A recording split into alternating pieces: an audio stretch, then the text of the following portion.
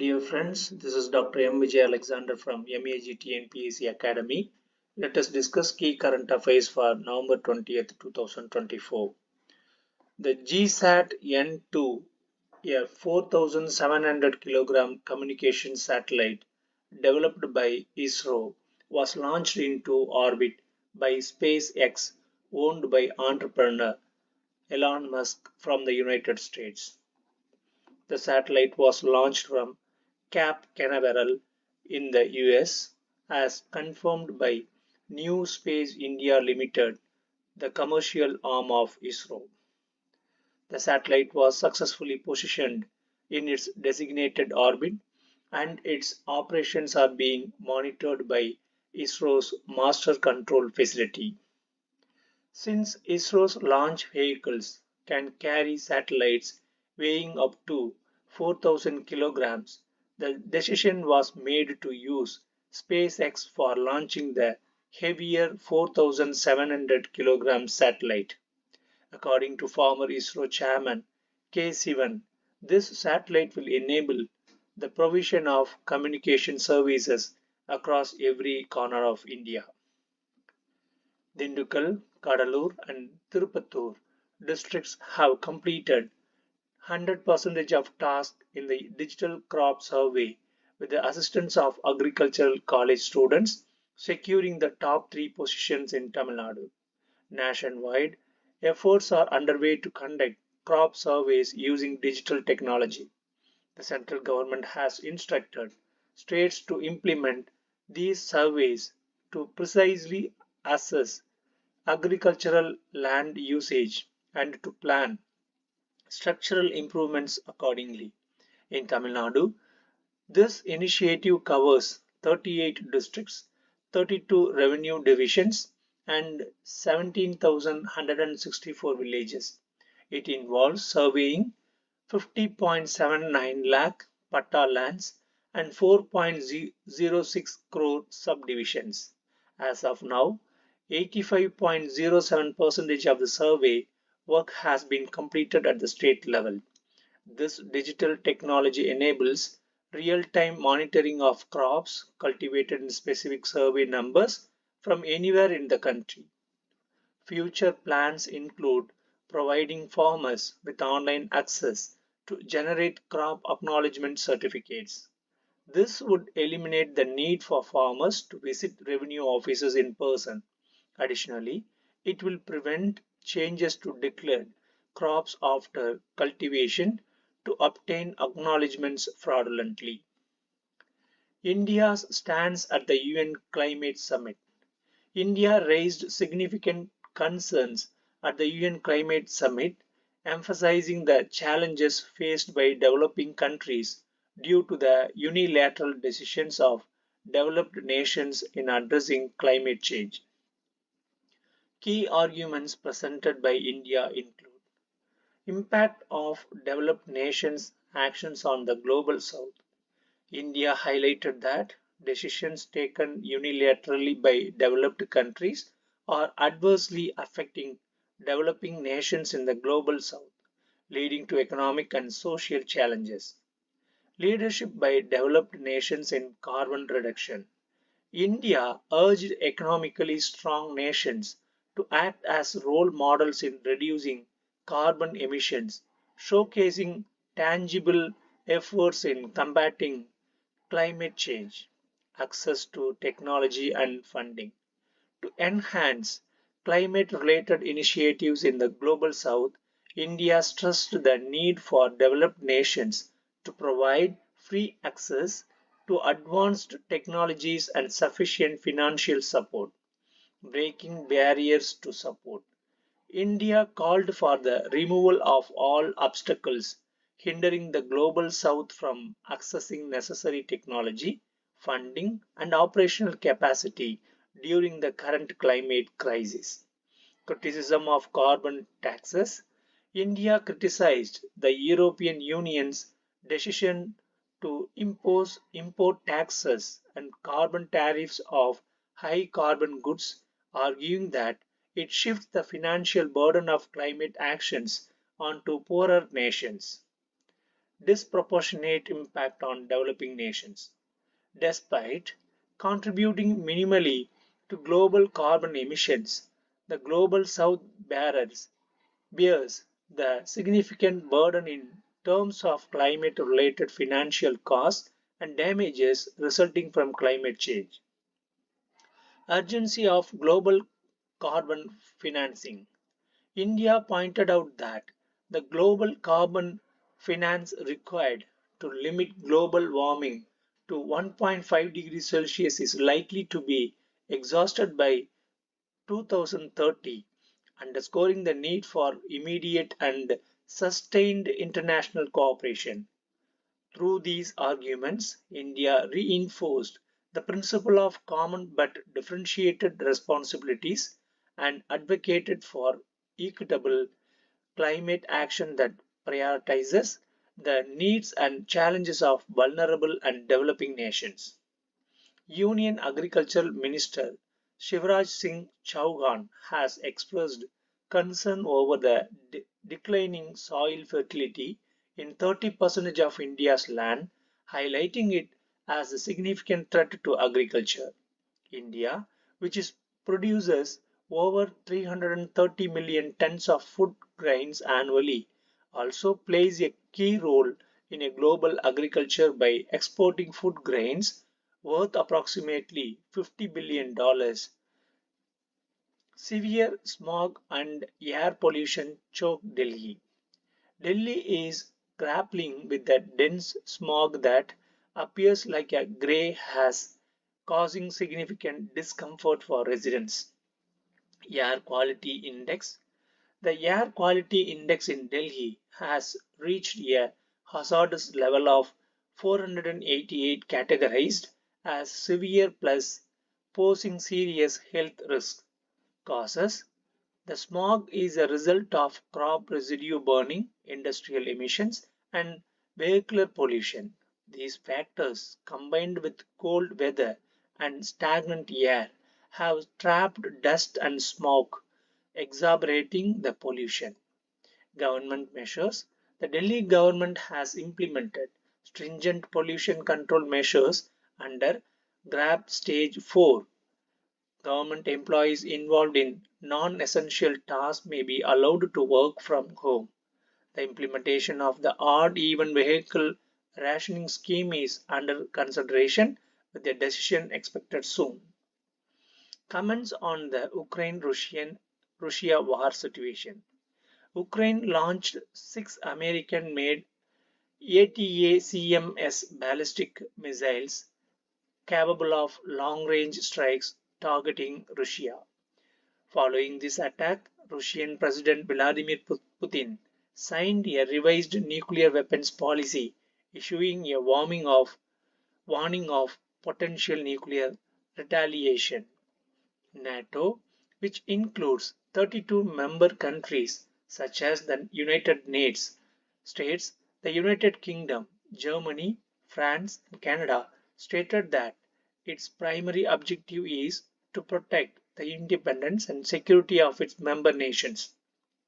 Russia began its war against Ukraine in February 2022, opposing Ukraine's decision to join NATO. The war has persisted for over 2 years, leading to the displacement of hundreds of thousands of Ukrainians to other countries.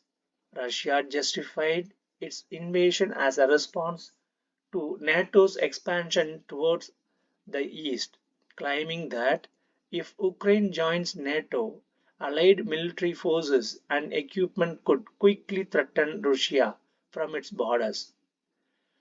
This perceived security threat is Russia's main reason for opposing Ukraine's NATO membership. Simultaneously, NATO has strengthened its military presence near Russia's borders by deploying 8 battle groups. The Russian Ministry of Defense reported that Ukraine launched six American made ATACMS ballistic missiles targeting Russia's Bryansk region. In response, President Putin signed a revised nuclear doctrine, which allows Russia to use nuclear weapons even if it is attacked by conventional weapons with the support of a nuclear armed country. This policy authorizes a nuclear response if any country attacks Russia using non nuclear weapons supported by a nuclear state. The Ukraine Russia war has now surpassed its thousandth day. Russia has warned that direct NATO involvement in the war could trigger World War III. While NATO's combined military strength far exceeds that of Russia, Russia possesses one of the world's largest and most powerful nuclear arsenals. In connection with the recent incident where 6 people were killed in Jiribam district, Manipur, the BJP-led National Democratic Alliance (MLAs) resolved in a meeting to take stringent action against Kuki militants within 7 days. On November 11th, a gunfight between security forces and Kuki militants in Jiribam district resulted in the death of 10 militants. Following this, the bodies of 3 women and 3 children who were reported missing and suspected to have been abducted by Kuki militants were recovered from relief camps. The discovery of the bodies reignited violence with allegations from the Meiteis community against Kuki militants. Several MLAs' residences were vandalized, prompting widespread protests by Meiteis community members who locked government offices and staged demonstrations. Internet services have been suspended and an indefinite curfew has been imposed in several areas to control the situation. Since last year, violence in Manipur has claimed over 300 lives and displaced more than 1 lakh people who are now living in relief camps and other temporary shelters. An overview of the bulldozer justice action. The recent criticism by Supreme Court Justice B.R. Gawai and K.V. Vishwanathan about demolishing illegal structures resonates as the voice of every Indian who believes in the principle of democracy and fair justice. The observation that such acts, even if committed once, constitute an assault on constitutional law highlights the gravity of the issue. The bulldozer justice policy initiated by the Yogi Adityanath government in Uttar Pradesh has now spread to several BJP ruled states, including Haryana, Gujarat, Assam, Rajasthan, and Maharashtra.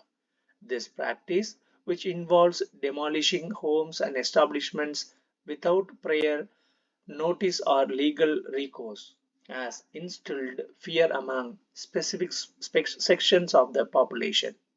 In many instances, affected individuals are not given adequate prior notice or legal opportunities to contest the demolition of their homes.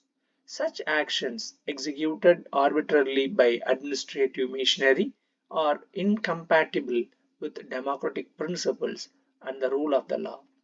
The judiciary has finally raised concerns about these actions, emphasizing that the authority to punish resides exclusively with the judiciary and not the government. The Supreme Court's sharp remarks underline the need for adherence to due process. Over the past 3 years, approximately 4.5 lakh homes have been demolished under this policy, of which 1.76 lakh were razed to the ground. The human cost of such actions is staggering, with countless families, including infants and young girls, left homeless and vulnerable. It is reported that 90% of those affected belong to minority communities, raising questions about the intent and impartiality of the policy. While the judiciary has not opposed the removal of encroachments from public spaces, including sidewalks and water bodies, it has strictly prohibited demolitions carried out without proper notice and legal procedures. To put an end to this unlawful practice, it is essential to hold accountable both the officials executing these demolitions and the politicians who authorized them. Imposing penalties on those responsible could serve as a deterrent and restore faith in the rule of law. Bulldozers justice is a misnomer that undermines democracy and constitutional rights. Any actions taken its name must strictly adhere to legal processes and protect the rights and dignity of all citizens. Winter session of Parliament. The winter session of the Indian Parliament is set to commence on November 25th and continue until December 20. This session will include several significant events and discussions, marking key milestones and addressing important legislative agendas. Special events and commemorations. November 26th, a joint session of both houses will be held in the Central Hall of the old Parliament building to commemorate the 75th anniversary of the adoption of the Constitution by the Constituent Assembly. December 6th, special events will be organized to honor the Remembrance Day of Dr. B.R. Ambedkar, the chief architect of the Constitution. December 13th, observance will be held to mark the Parliament Attack Remembrance Day, honoring the sacrifices of security personnel and others during the 2001 attack. Legislative and policy focus. Waqf Amendment Bill Report. A parliamentary joint committee will submit its report on the Waqf Amendment Bill on November 29th. One Nation, One Election proposal. The government is expected to introduce a bill related to the much debated One Nation, One Election policy during this session. Statehood for Jammu and Kashmir. A resolution to restore statehood to Jammu and Kashmir may also be introduced, addressing a long standing demand. India's approach at the G20 summit in Rio de Janeiro, Brazil. A strategic action plan for 5 years 2025 to 2029 was released, highlighting key initiatives to be undertaken between India and Italy and in critical sectors such as defensive, trade, clean energy, and connectivity. During the 19th G20 summit held in Brazil, Indian Prime Minister Narendra Modi and Italian Prime Minister Giorgia Meloni engaged in extensive discussions. The released action plan identifies 10 key aspects aimed at enhancing bilateral relations.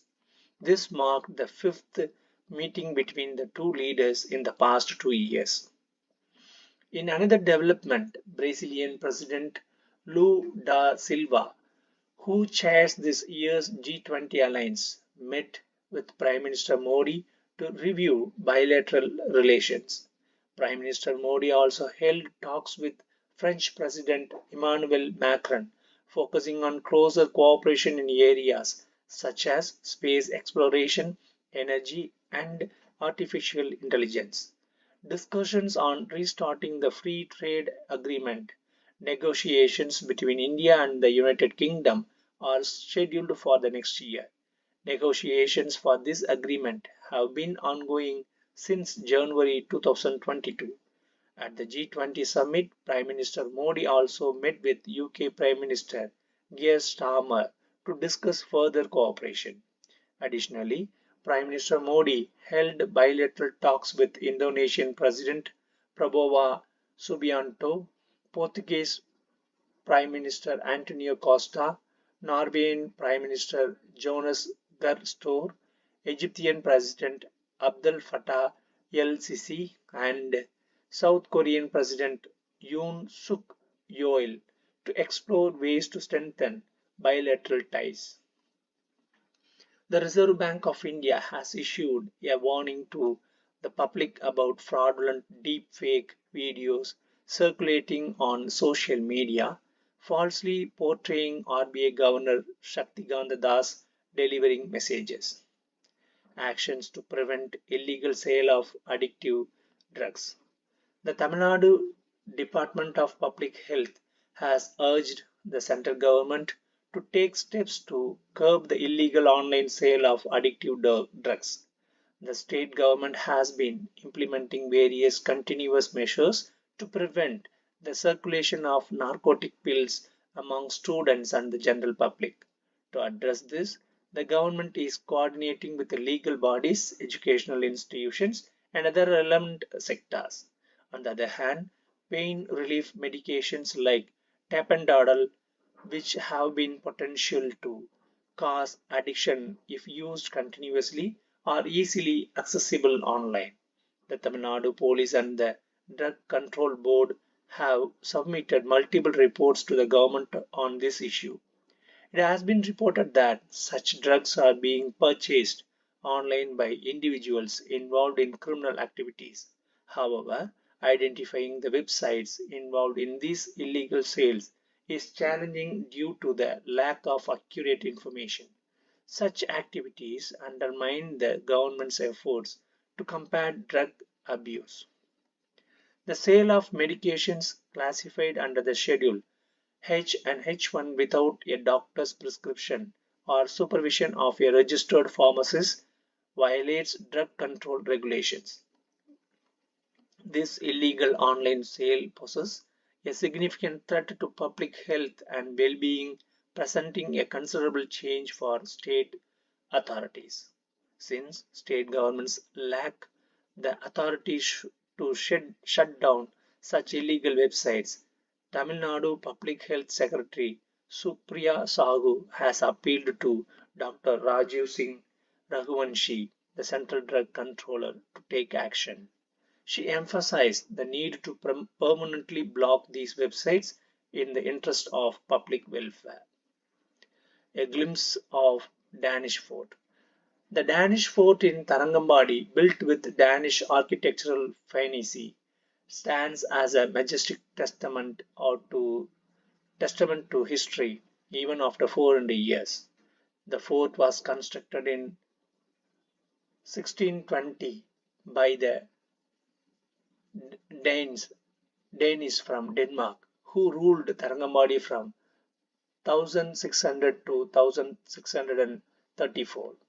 The fort houses an excavation site displaying numerous artifacts from the 14th, 15th, and 16th centuries, including items used by the Danes and Tamils. Exhibits include statues from the 12th century, pottery, wooden and clay objects, photographs of Danish kings and governors, Danish era documents, weapons of war, parts of a ship that docked at the Tarangambadi in the 16th century.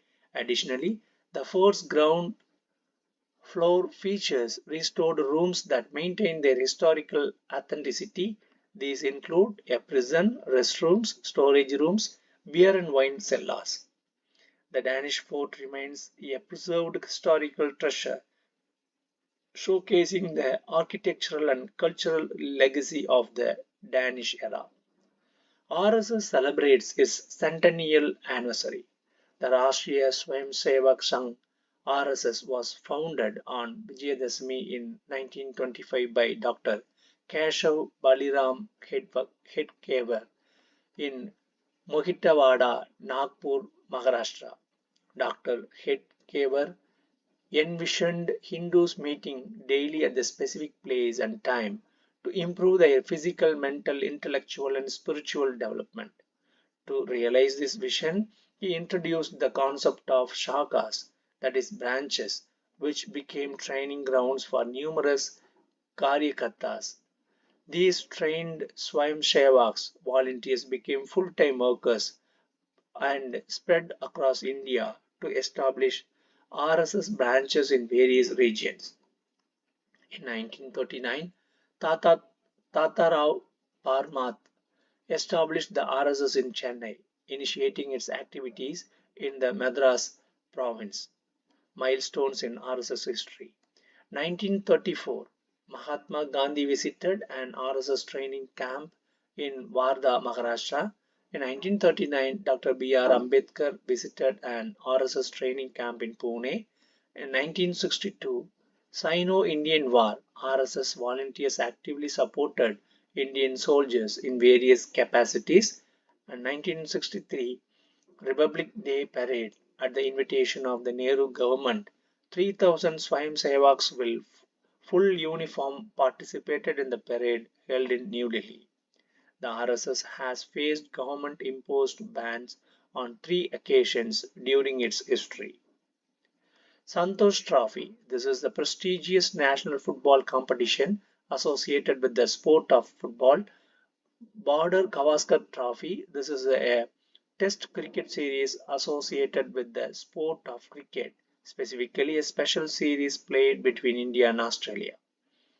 Adira, a 4-month-old baby from Tirupundi near Kirayu in Nagapattinam district, has achieved a remarkable feat by identifying numbers, colors, fruits, and images of leaders, earning her a place in the world record book.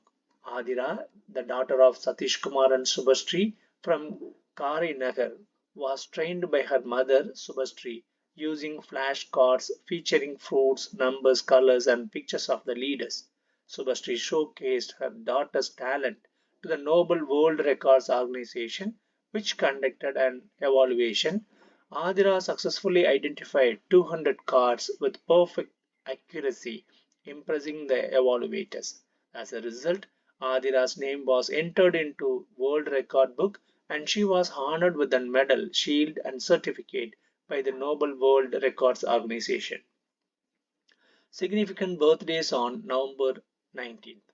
Indira Gandhi, born on November 19th, 1917. Indira Gandhi served as a Prime Minister of India from 1966 to 1977 and again from 1980 until her assassination on October 31st, 1984. Her memorial, Shakti Sthal, is located in Delhi. Rani Lakshmibai of Jhansi. November 19 is also the birth anniversary of Rani Lakshmibai, the Queen of Jhansi, a prominent leader in India's first war of independence, 1857. She is remembered for her valor and resistance against British rule. The United States Embassy has reported that more than 3,30,000 Indian students are currently pursuing their education in the United States. Thank you.